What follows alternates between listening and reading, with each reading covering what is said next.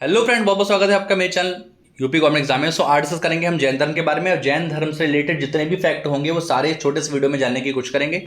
इससे पहले मैंने बौद्ध धर्म, वैदिक सभ्यता और हड़प्पा सभ्यता को पढ़ा दिया है, जो कि यूपी ट्रिपल एससी पेट 2022 के टॉपिक्स में से सारे हैं। इसी तरीके से जितने भी सिस्टमेटिक हैं, मतलब जितने भी टॉपिक हैं उनको बारी बारी एक एक करके सीरीज वाइज खत्म करते हुए चैनल पे चल रहे हैं। अगर आप पेट एग्जाम देना चाह रहे हैं और आप अच्छा स्कोर करना चाह रहे हैं तो ये चैनल सब्सक्राइब कर लीजिए, ये आपके लिए बहुत हेल्पफुल साबित होगा। ठीक है, स्टार्ट करते हैं जैन धर्म के बारे में। देखिए, जैन धर्म से रिलेटेड जितने भी क्वेश्चन हैं उनके बारे में जानेंगे। और आप एक काम करिए, आप एक पेन कॉपी लेके चलिए ताकि मैं आपको जो अदर फैक्ट बताऊं आप उनको भी नोट डाउन कर लीजिए। एक बार अगर आपके नोट्स बन जाएंगे तो एग्जाम से पहले आपके लिए काफी हेल्पफुल साबित होते हैं, आपको वहीं से रिविजन करने का टाइम मिल जाएगा। ठीक है, तो स्टार्ट करते हैं। देखिए, पहला क्वेश्चन कह रहा है संप्रदाय जो नियति की अटलता में विश्वास करता था, यानी ऐसा संप्रदाय जो ये डिसाइड करता था या जो ये मानता था कि नियति की अटलता है, यानी कि जो होना है वो होगा। एक तरीके से भाग्यवादी होते थे। उनका ये मानना है कि जो पहले से सेट हो चुका है, पहले से होना होगा, वो होगा ही। वो कौन सा संप्रदाय था? आंसर होगा आजीवक संप्रदाय। ठीक है, इसका संस्थापक था मोगलीपुत्र घोषाल। ये बहुत पूछा जाता है कि आजीवक संप्रदाय का संस्थापक कौन था, तो मोगलीपुत्र घोषाल जो थे वो इसके संस्थापक थे। वो याद रखिए, आजीवक संप्रदाय मानता था। देखिए, इसका एक और स्टेटमेंट पूछा जाता है, ऐसा कौन सा संप्रदाय था जो ये मानता था कि भाग्य ही सब कुछ है। ठीक है, यानी वो लोग पूरी तरीके से भाग्यवादी होते थे, तो वो था आजीवक संप्रदाय। इसका संस्थापक मोगलीपुत्र, आप याद रखिएगा क्योंकि ये क्वेश्चन कई बार आया हुआ है। आगे देखिए, निम्नलिखित में से कौन सा धर्म विश्व विनाशकारी प्रलय की अवधारणा में विश्वास नहीं करता था? मतलब कौन सा ऐसा धर्म है जो ये नहीं मानता था कि एक समय ऐसा आएगा कि विश्व का विनाश हो जाएगा। उन्होंने कहा, या वो धर्म मानता था कि जो है पहले से वो हमेशा से चलता हुआ आ रहा है और हमेशा चलता रहेगा। वो धर्म था आपका जैन धर्म। ठीक है, जैन धर्म के संस्थापक कौन है? ऋषभदेव हैं। कौन है? ऋषभदेव हैं, क्योंकि ये पहले संस्थापक थे। वो अलग बात है कि 24वें तीर्थकार जो महावीर स्वामी हुए, उन्होंने बिल्कुल सिस्टमैटिक ढंग से उसको संस्थापन ना दी है, लेकिन हालांकि जो पहले होंगे उन्हीं को हम संस्थापक कहेंगे। ऋषभदेव पहले जैन तीर्थकार थे। ठीक है, और एक खास बात यह है कि जैन शब्द जो है वो संस्कृत भाषा का शब्द है। ठीक है, जो जैन शब्द है वो संस्कृत भाषा का शब्द है। और इसका मतलब क्या होता है जैन का? इसका मतलब जो होता है विजेता होता है। संस्कृत का जो शब्द है जिन, जिन से संबंधित है जैन, और जिन का मतलब होता है विजेता। ठीक है, अच्छा, जैन संस्थापक जो होते थे उन्हें हम कहते थे तीर्थकार। क्या कहते थे? तीर्थकार। और जो जैन महात्मा होते हैं उनको हम निर्ग्रंथ कहते हैं। ठीक है, उन्हें हम निर्ग्रंथ कहते हैं। तो ये भी चीजें आप नोट डाउन करते हुए चलें। तो क्वेश्चन हमारा आंसर था कि कौन सा धर्म विनाशकाली प्रलय में विश्वास नहीं करता था? जैन धर्म। आगे देखिए, जैन धर्म के संस्थापक कौन है? ठीक है, संस्थापक वही होंगे जो पहले होंगे। ऋषभदेव, इनका जो चिन्ह था वो था बैल या सांड। ठीक है, ऋषभदेव बैल। तो आंसर होगा पहले संस्थापक, मतलब संस्थापक कौन है? ऋषभदेव हैं। अगर पहले पहला तीर्थकार कौन था तो वो भी ऋषभदेव था। और जो वास्तविक संस्थापक हैं जो कि है महावीर स्वामी, और महावीर स्वामी जो कितने थे? वो 24वें नंबर के तीर्थकार थे। और टोटल तीर्थकार जो जैन धर्म में हुए हैं वो भी आपके 24 हुए हैं। इस चीज को भी आप नोट डाउन करके रखिए। ठीक है, महावीर स्वामी के बचपन का नाम क्या था? वर्धमान था। ठीक है, हालांकि महावीर स्वामी के बारे में अभी हम लोग और पढ़ेंगे। जैन धर्म में पूर्ण ज्ञान के लिए क्या शब्द होते थे? देखिए, बहुत आसान क्वेश्चन को मैंने इसलिए भी नहीं लिया है क्योंकि ज्यादातर जो तैयारी लोग कर रहे हैं उनको ये सब चीजें आती भी हैं, और अगर नहीं भी आती हैं तो वीडियो के साथ साथ में उन चीजों को बता दिया जाएगा, आप उसको नोट डाउन कर लीजिएगा। हालांकि अब इतना आसान पेपर आता भी नहीं है। ठीक है, तो जैन धर्म में पूर्ण ज्ञान को हम क्या कहते थे? जिन कहते थे, रत्न कहते थे, कैवल्य कहते थे, निर्माण कहते थे। हालांकि निर्माण नहीं है, निर्वाण होना चाहिए था। तो कैवल्य आंसर आपका होगा। ठीक है, कैवल्य का मतलब होता है पूर्ण ज्ञान प्राप्त हो जाना। ठीक है, आंसर होगा कैवल्य। ठीक, अच्छा, महावीर स्वामी के जन्म की बात की जाए तो 540 बीसी में इनका जन्म हुआ था, और इनकी जो मृत्यु हुई थी वो 468 बीसी में हुई थी। इसका मतलब यह है कि लगभग 72 साल तक इनका जीवन है। ठीक है, इनका जो जीवन काल रहा है वो 72 वर्ष का रहा। कुंडग्राम वैशाली में इनका जन्म हुआ है। ठीक है, वैशाली में इनका जन्म हुआ है। और पावापुरी बिहार में इनकी मृत्यु या इनको निर्वाण की प्राप्ति हुई है। ये भी आप नोट डाउन करते चलिए, ठीक है। महावीर स्वामी 24वें नंबर के तीर्थकार थे और इनके पिता का नाम सिद्धार्थ था, ठीक है। इनके पिता का नाम सिद्धार्थ था, ठीक। आगे देखिए, अनेकांतवाद निम्नलिखित में से किसका क्रोध सिद्धांत या दर्शन था? अरे सीधी सी बात है, अनेकांतवाद का सिद्धांत जो है वो किस धर्म से संबंधित है? बौद्ध से, जैन से, सिख से या वैष्णव से? आंसर होगा जैन मत से या जैन संप्रदाय से। अनेकांतवाद, ठीक है, किस संबंधित था? अनेकांतवाद। अच्छा, कुछ और बातें जान लेते हैं महावीर स्वामी के बारे में। महावीर स्वामी के जो पिता थे वो सिद्धार्थ थे और इनकी माता का नाम क्या था? इनकी माता का नाम था त्रिशला, ठीक है, त्रिशला था, ठीक है। इनकी पत्नी का नाम था यशोदा। देखिए, चाहते तो इन क्वेश्चंस पे भी एमसीक्यूज यानी बहुविकल्पी प्रश्न बनाए जा सकते थे, पर वो सिर्फ टाइम वेस्टिंग है। बहुत आसान क्वेश्चन आपको इस तरीके से बताया जा रहा है, आप उसको नोट डाउन करिए। जो क्वेश्चन थोड़े अच्छे लेवल के हैं, मॉडरेट टू टफ है, उनको ही मतलब एमसीक्यूज में मैंने लिया है। बाकी चीज़ें मैं आपके लिए बताया दे रहा हूँ, आप इसको नोट डाउन करिए, ठीक है। अच्छा, इनकी पुत्र थी अनुजा प्रियदर्शनी, अनुजा प्रियदर्शनी, तो ये भी आप नोट कर लीजिए, क्योंकि इनकी बेटी जो इनके दामाद थे जामिल, वो इनके पहले अनुयायी थे। ये भी आप याद देखिएगा, इनके दामाद भी लिख लीजिए, उनका नाम था जामिल, ठीक है। आगे देखिए, प्रारंभिक जैन साहित्य निम्नलिखित में से किस भाषा में लिखे गए? शुरुआत के जो जैन साहित्य थे वो किस भाषा में लिखे गए? अर्धमागधी, पाली, प्राकृत या संस्कृत? आंसर होगा अर्धमागधी। यानी शुरुआत के जो जैन साहित्य थे वो अर्धमागधी भाषा में लिखे गए। देखिए, पाली भाषा का संबंध किससे है? इससे पहले मैंने बौद्ध धर्म पढ़ाया है, तो वहाँ देखिए जितने भी गौतम बुद्ध ने उपदेश दिए हैं ज़्यादातर पाली भाषा में दिए हैं, यानी उस समय की जो भाषा थी वो पाली भाषा थी। जैन साहित्य जो लिखे गए हैं वो अर्धमागधी भाषा में लिखे गए हैं, ठीक है। आगे देखिए, निम्नलिखित में से किसने प्रतिपादित किया कि भाग्य ही सब कुछ निर्धारित करता है, मनुष्य असमर्थ रहता है?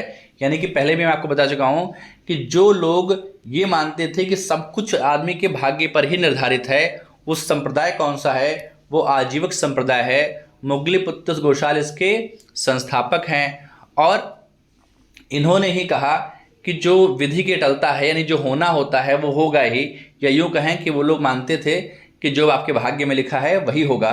तो आंसर होगा आजीवक संप्रदाय, ठीक है। एक तरीके से ये संप्रदाय था, इस संप्रदाय का मानना था कि नियति की अटलता है, यानी जो नियत में लिखा है, जो नियति में लिखा है वही होगा, या जो भी आपके भाग्य में लिखा है वही होगा। आंसर होगा आपका आजीवक संप्रदाय, ठीक है।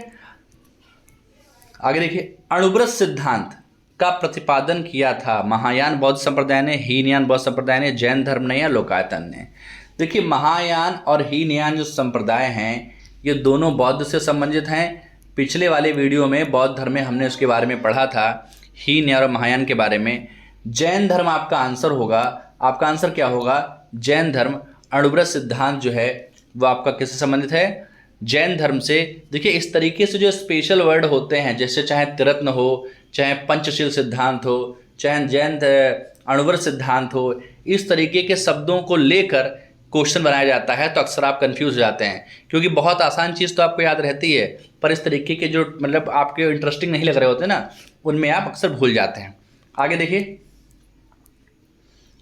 महावीर स्वामी का जन्म कहाँ हुआ? कुंडग्राम, पाटलिपुत्र, मगध में या वैशाली में? देखिए, महावीर स्वामी का जो जन्म हुआ है वो कुंडग्राम में हुआ है, और कुंडग्राम में कहाँ हुआ है? वैशाली में, ठीक है। तो आंसर रखिए, आप इसके काम करिए। देखिए, वैशाली जगह का नाम है और कुंडग्राम जो है वो पर्टिकुलर जगह का नाम है, ठीक है। तो आंसर आपका कुंडग्राम होगा, ना कि वैशाली, ठीक।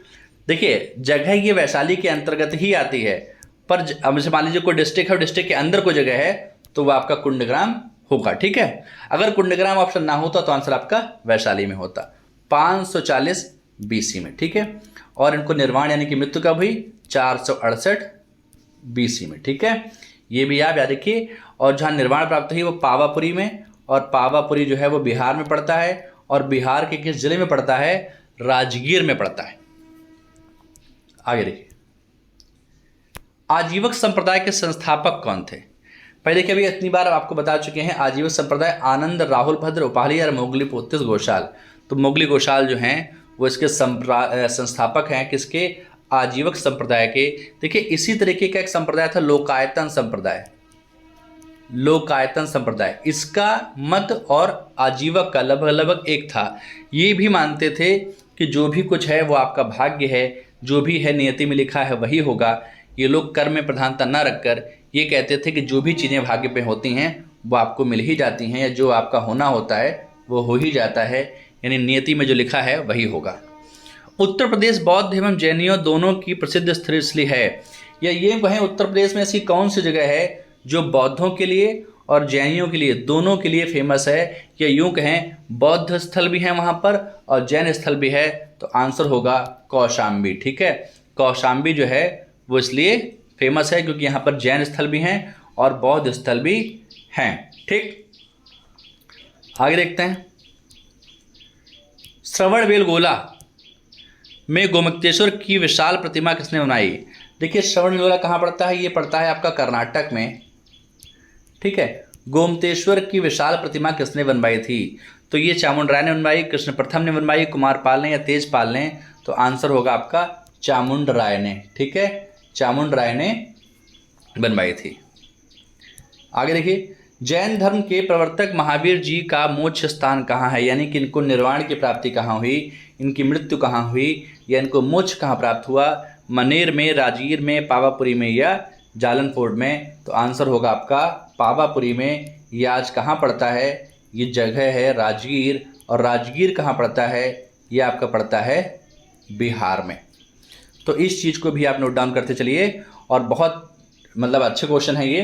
देखिए दो जैन संगतियाँ हुई हैं, देखिए बौद्ध संगतियाँ हुई हैं 4। अगर हम बौद्ध संगति की बात करें 4, जो कि हम पहले पढ़ चुके हैं। अगर हम जैन संगति की बात करें तो वो हुई हैं 2। तो जो पहली हुई थी वो आपके बिहार में हुई थी, पाटलिपुत्र में। ठीक है, कहाँ हुई थी? पाटलिपुत्र में। ठीक, ये आपके 300 ईसा पूर्व यानी 300 BC में हुई थी, और स्थूलभद्र इसकी अध्यक्षता कर रहे थे। कौन कर रहे थे? स्थूलभद्र। देखिए चाहे जैन संगतियाँ हो चाहे बौद्ध संगतियाँ हो, दोनों ही बहुत इंपॉर्टेंट हैं।